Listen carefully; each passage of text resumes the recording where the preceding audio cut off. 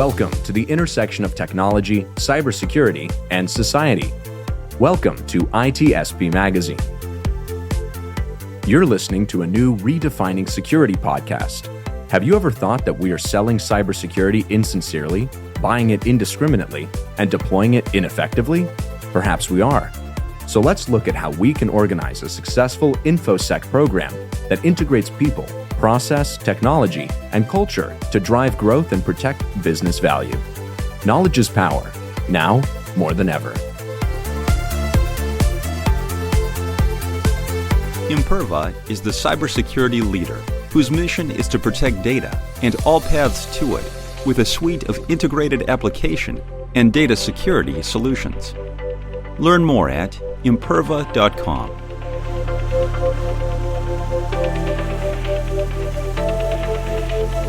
Hello, everybody. You're very welcome to a new episode of Redefining Cybersecurity here on ITSP Magazine.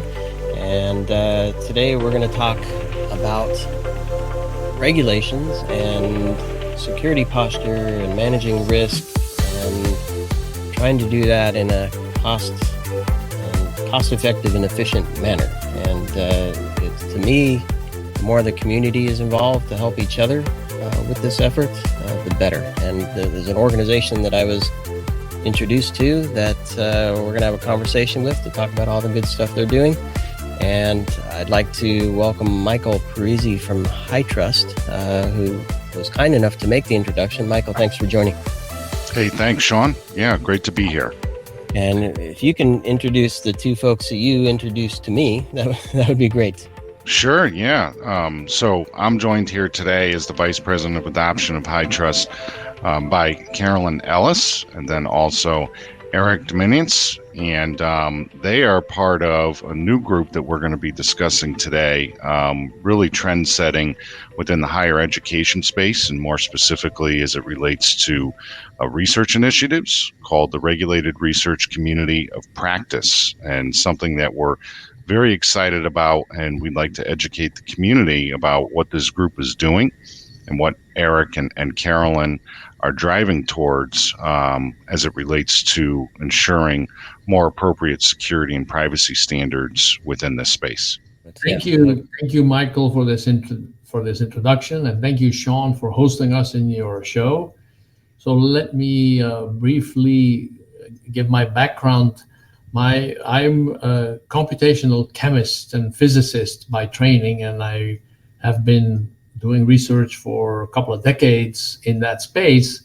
But since 2011, I am the administrator, the research computing director at the University of Florida.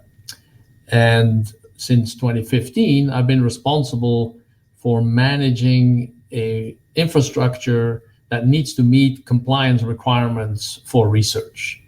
And then in the last couple of years, I've been working with Carolyn on an NSF grant to sort of figure out how do we create a community. And now we just got a renewal of that NSF grant, and Carolyn is the PI, I'm the co-PI, and we are now formally trying to create a regulated research community of practice. We got some good results with many people contributing in the last couple of years from the previous grant. And with that as a base, we now want to get to the next step. And the world, as everybody in cybersecurity knows, the world right now is completely ready for such a community, because in the last year, with the massive amount of ransomware attacks that were so successful, everybody is scared. And then now, of course, with the ongoing war, it is even worse. We had a security alert from President Biden yesterday to make sure that everybody prepares for the worst. So to get together and try to deal with cybersecurity, it couldn't be more timely. So let me cede to Carolyn so she can introduce herself. Thanks. It is great to be here today. And so I'm Carolyn Ellis. I'm with the University of California, San Diego, and I have about I don't know, 5-6 years attached to running some of the regulated research programs in the higher ed industries. So I'm thrilled to be a part of this, and I'm looking forward to bringing together a whole lot of resources that are being spent all across the country, all recreating the exact same solutions for the big problem. Yeah, let's start off there, the big problem, and let's look at, obviously we're looking specifically at the world of higher education here. There's a lot going into it, from what am I building, what's the risk exposure, how do I identify how to plug those gaps in the risk in terms of what are the policies, what are the controls, what are the tools and technologies, how do I build out the workflow? What's the RRCoP's role in that broad spectrum of the big problem? Where do you fit into that? Maybe Erik, you can take that. Yeah, so I think what we are trying to do is provide an overarching type umbrella, a structure and a framework where people can find each other and help each other. Because if you look at it, security is a pile-on of lots of little problems. And as we know, if you read some of the stories of how a hacker got in and caused massive devastation to some of the companies and organizations, there was like a small hole somewhere. And it's almost impossible for anybody by themselves or with a very small team to make sure that all these holes are fixed. So the only way we're going to be able to make any progress is when we get together. There are technical issues where IT people who are system administrators can help figure out how to make your system less vulnerable, manage the risk. It's really impossible to sort of say, we're going to make it totally secure. Well, there is one way to make it totally secure that everybody knows, and that is you just turn it off, right? If you turn your stuff off, you're fine. But then you can't do your work. So there has this balance between your institution or your organization has a mission to accomplish. There's an important and irreplaceable tool that you need, which is IT infrastructure. So you can't turn it off. You have to do something with what do you do to make it as secure as possible. But and that's where most people started. And if you look at it over the past decades, since these computers were created and since networks of computers were created, once the mainframe was there in the 60s, you had the PCs and the networks of workstations in the 90s. System administrators have been trying to be as secure as possible. They know how to make things secure. But then at some point you discover, well, as secure as these people do their job, there still are problems. And it becomes impossible for them to be responsible because they have to install software that comes from other organizations and from companies, and there are bugs in there and they lead to some vulnerability. They're not always obvious, but once somebody discovers them and the bad guys get after them, you're in trouble. So now you have the organization as a nation is trying to find, well, how do I get some assurance that you're doing the right thing? And there are multiple ways to approach this. You can sort of say, hey, I have my computer, and if there is a really important security patch, then I may pay attention to it and may install it, but there may be some other mission critical thing that I'm doing on this computer. I can't reboot it, and the people that are using the system don't want to be bothered, and I can't put in the patch. And then the next day, somebody got it. So there are now all kinds of regulations. They go all the way from a law so that you can get penalized and end up in jail, to just a contractual agreement or just an advice for best practices that are out there that say, well, if you want to keep your system secure, you need to do these things.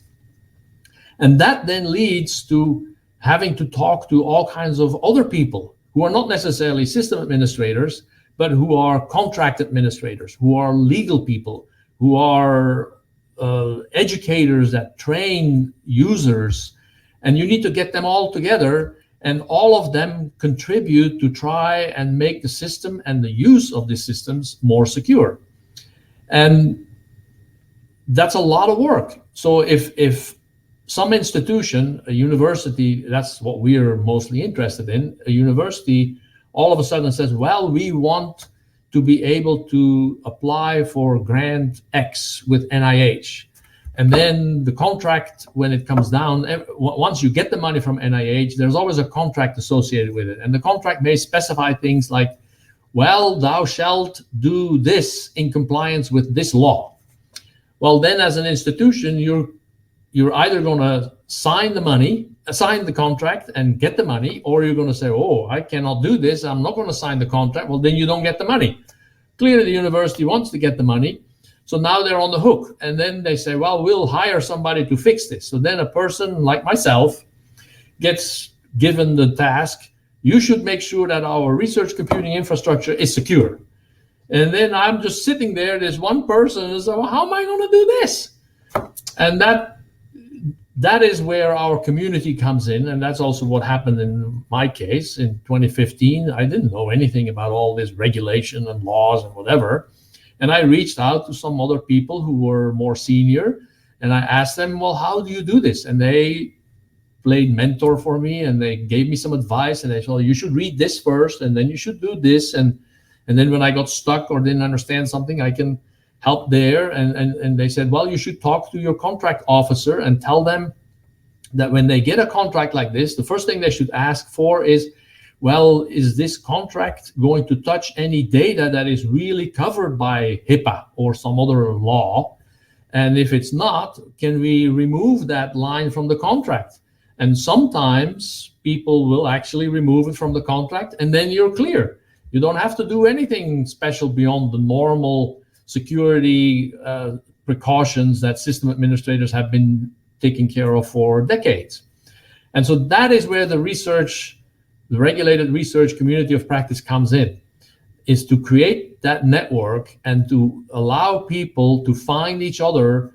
And then if I create a document that works for the University of Florida, I can make it available on our website, and then somebody else from some other university who is all of a sudden thrown in a similar position, he or she can go to that website and say, oh, there is a document that the University of Florida created. Let me read that. And they say, oh, I can follow that. But I have to make maybe some modification because at the University of Arizona, I can't do it like that because it works a little bit different. And then they contribute their modification. And that way we all learn.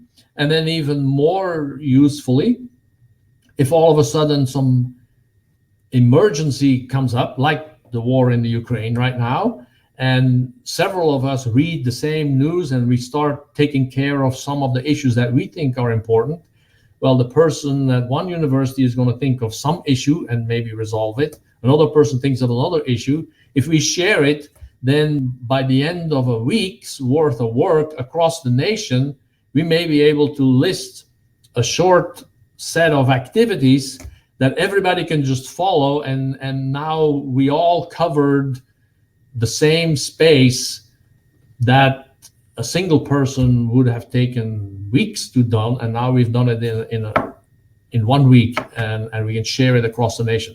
That is the value of, or one of the big values of a community of practice. Yep, I love it. And I want to go to Carolyn here, and then I suspect Mike will have some thoughts on this point as well, because I've covered cybersecurity or worked in cybersecurity or looked at cybersecurity from a gazillion different angles. And there's the vendor view, there's the news view, there's the real threat view, there's the requirements view, and then you have your own specific view in higher education, and probably even more specific in research, right? And you have your own language, your departments that support you have their own language.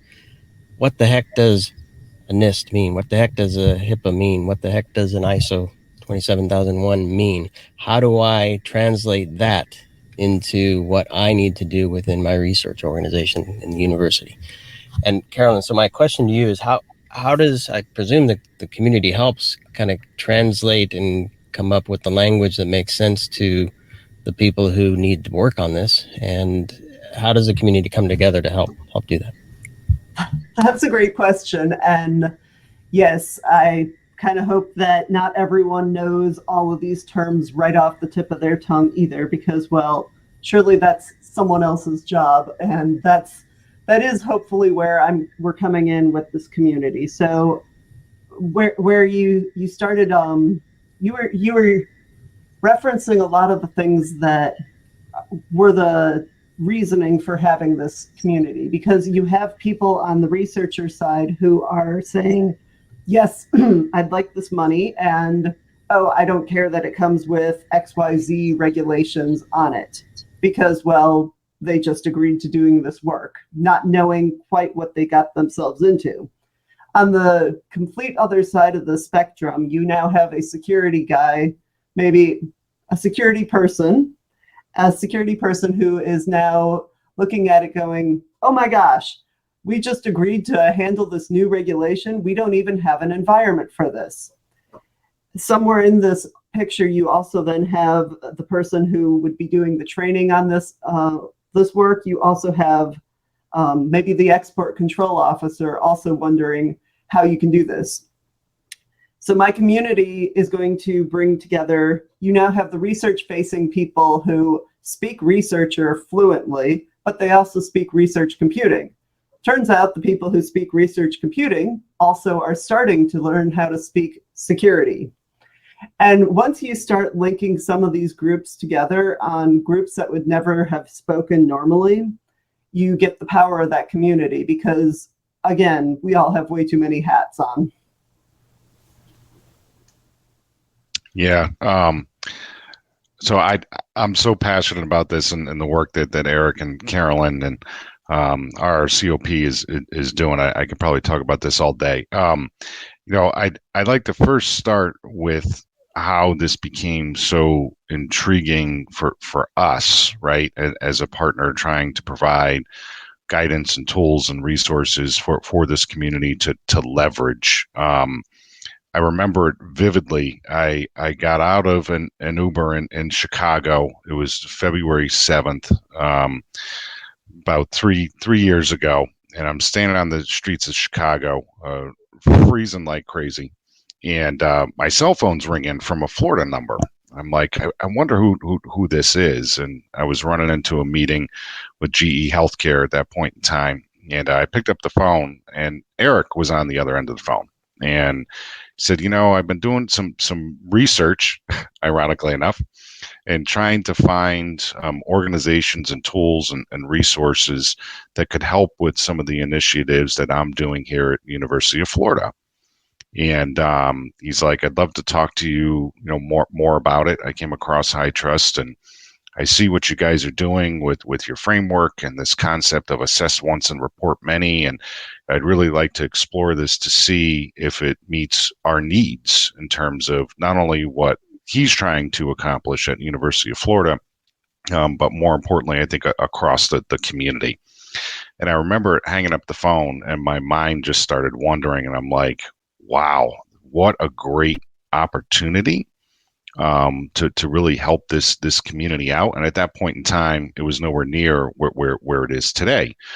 So Erik and I, ended up connecting and developed a relationship and looked at this and tried to solution it. And what really resonated with me were a few different things. So one, as we all know, within higher education, dollars are very hard to come by.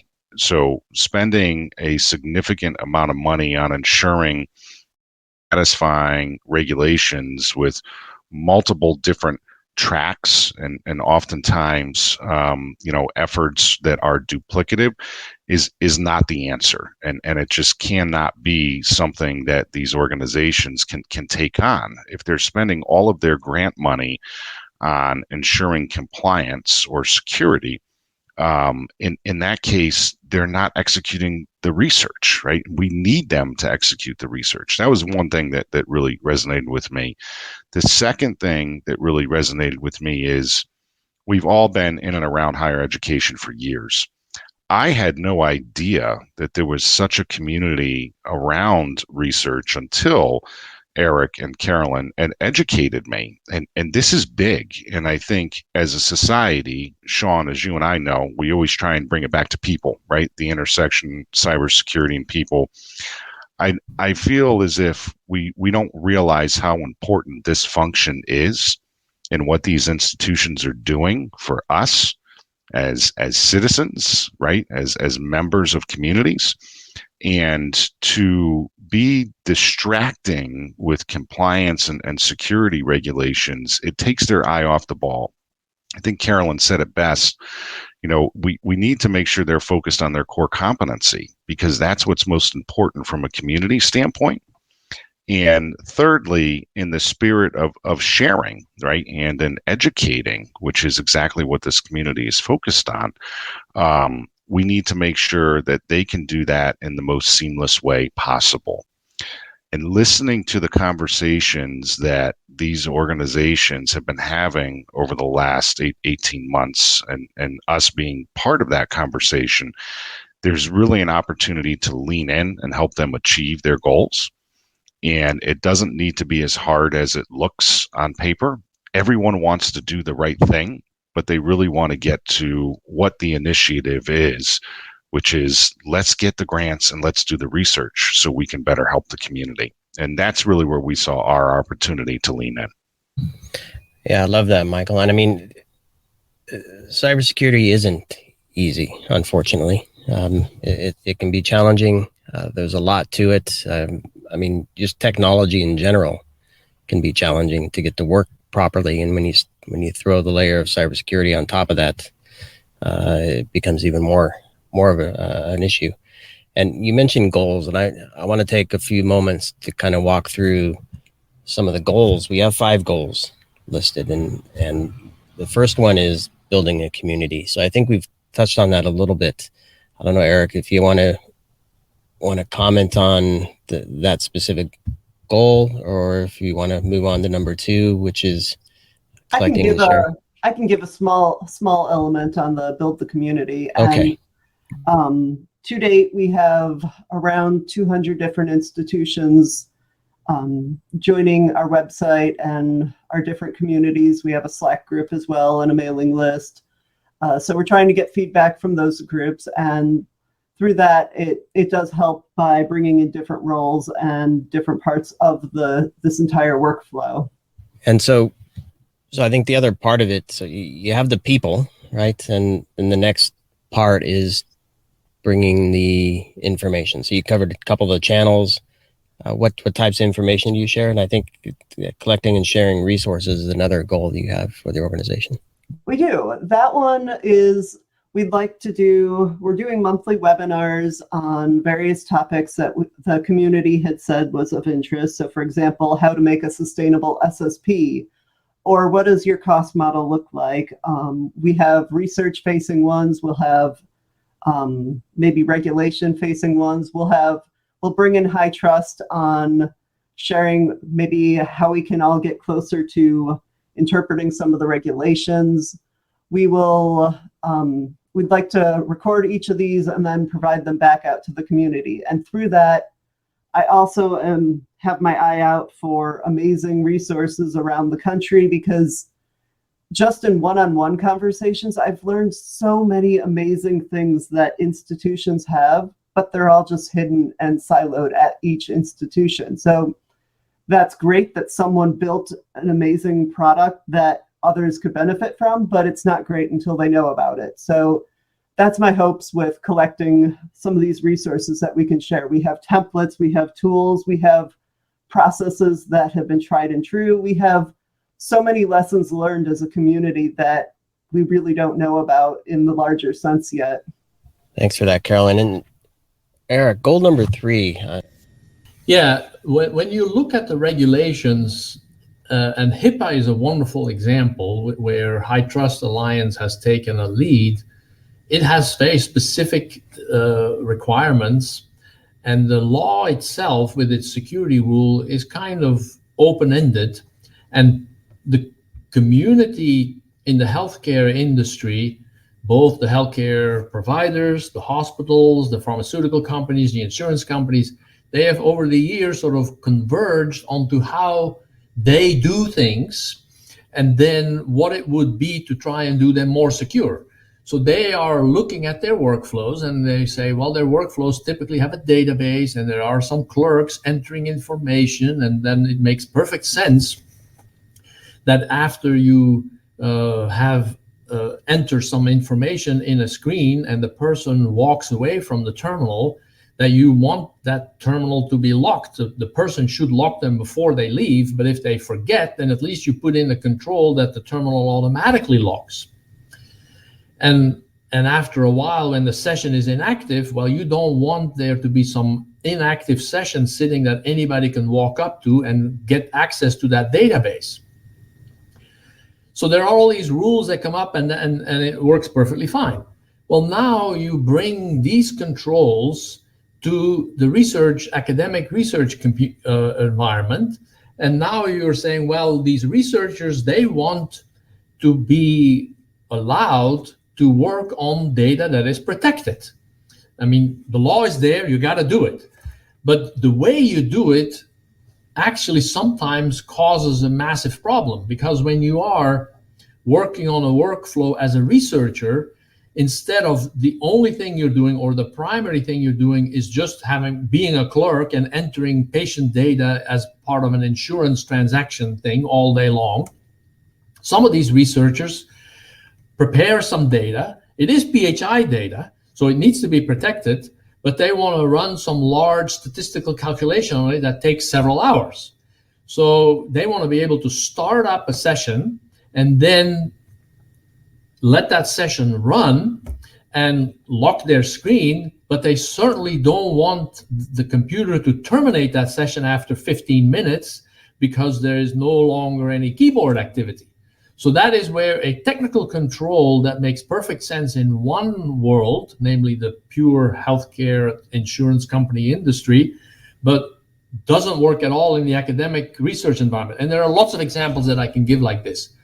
So now if the academic institutions are trying to implement this and they are being audited by an auditor who doesn't understand the flexibility of the research environment, they might say, well, you failed. And if they fail, well, then the university cannot have this contract. So now there's a problem. So that's where we would like to go back and tell the auditor that they're wrong. But, you typically don't want to tell an auditor that they're wrong. They don't really like to hear that. And that's not a very productive conversation. At the same time, you cannot go back to Congress and say, hey, your HIPAA law is no good. You got to modify it, because they're not going to, pass especially if you're a single university. But what we are hoping is that if we are a community of practice and we basically figure out how we can come as close as possible to this implementing all these controls, but there are a few that we all agree are just not possible.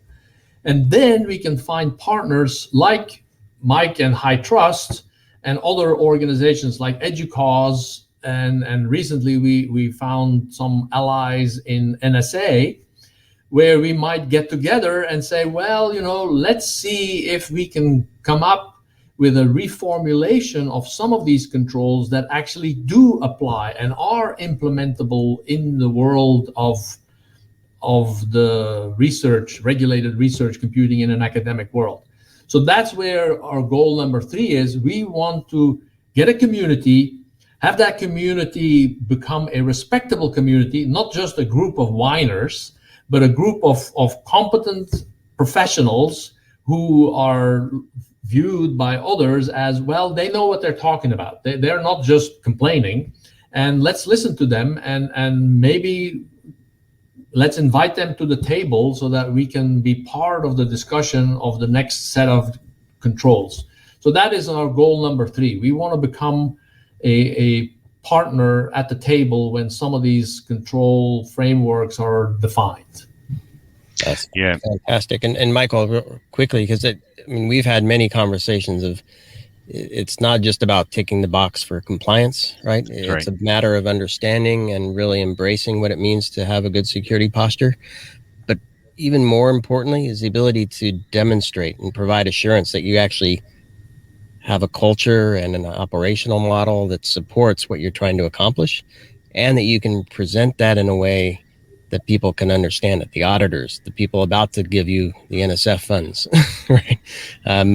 So I know you do a lot of work in this area to not just move through translating the requirements into policies and controls and assessing how well those controls are in place, but actually presenting the information in a way that's useful to accomplish some other goal, which isn't just meeting a level of compliance.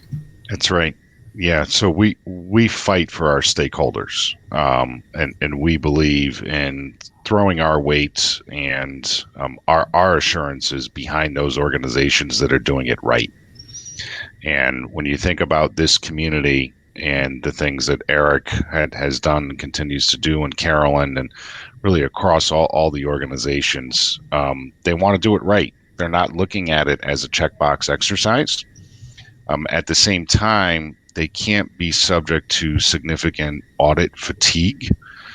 So where we see the opportunity is to get behind this group and represent them in the form of appropriate assurances and arm them with assurance mechanisms and programs and processes so they can prove that they're not only doing it right, but they're doing it better than other organizations. And they're doing it in such a way that's smart, and it's efficient, and it's effective, and most importantly, it's transparent, right?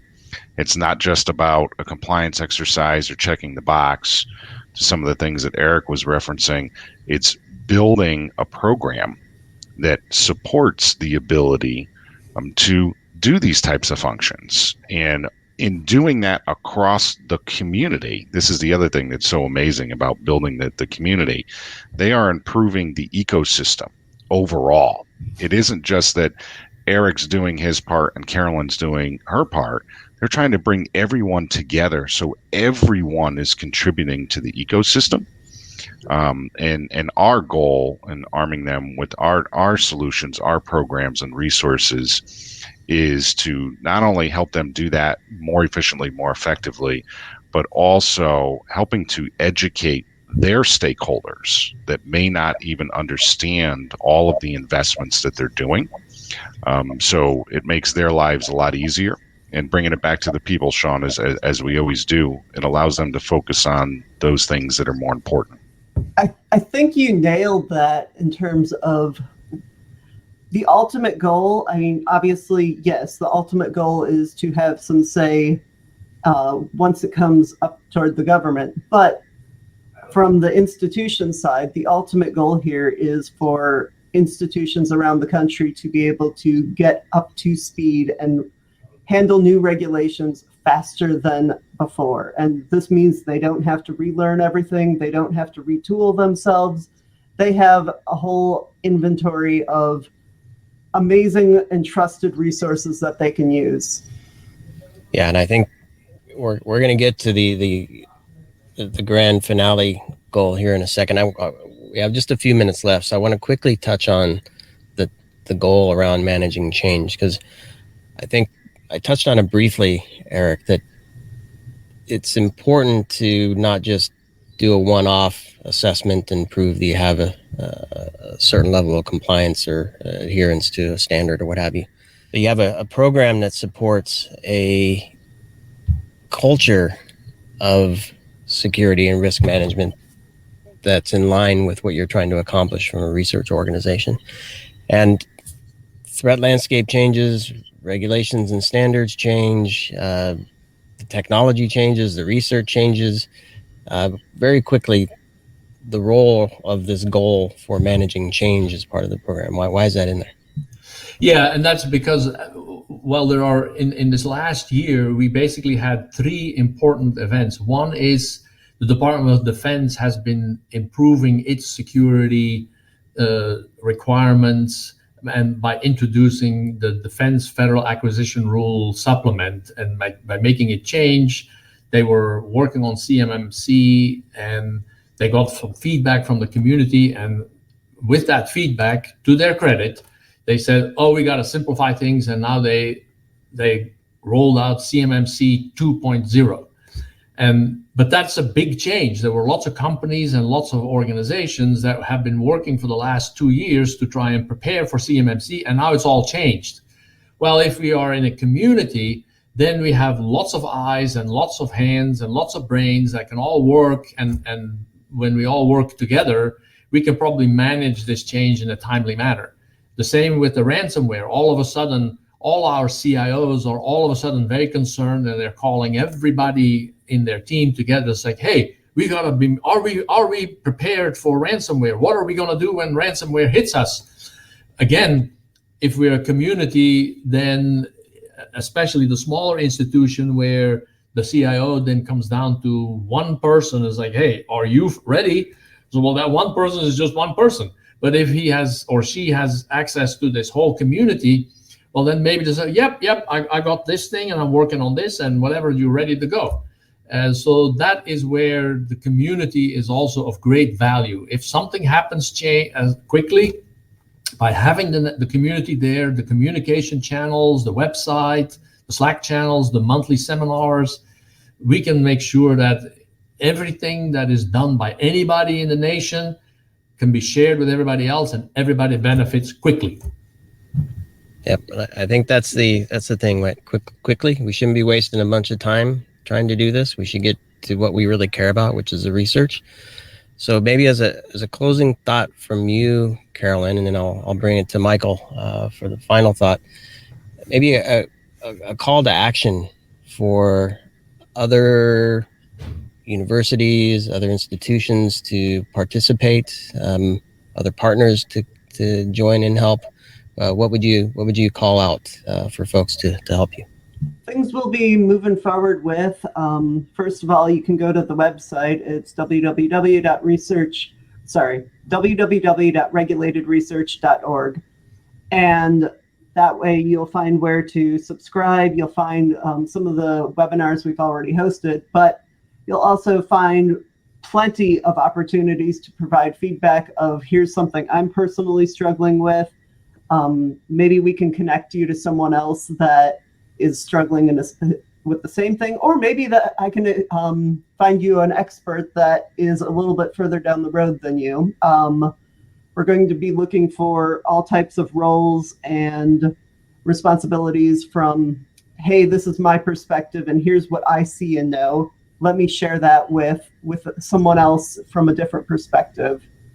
So go to the website, and that you'll find most of the things that you can need. And if you don't find it, suggest it. There's a page for future stuff too.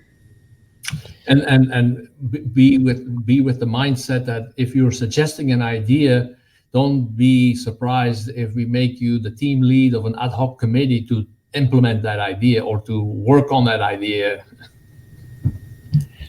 Yeah, but it sounds like you'd get the support of the community as you do that, though, which is that's right. You're not on your own, and people will really, if you step up, you will be thanked for it, and people will appreciate it. It's a very friendly and collaborative community. We're all in the same boat, and we're all here to make this better. And we all believe that security is important, and compliance is sort of a requirement to make sure that the security activities are done.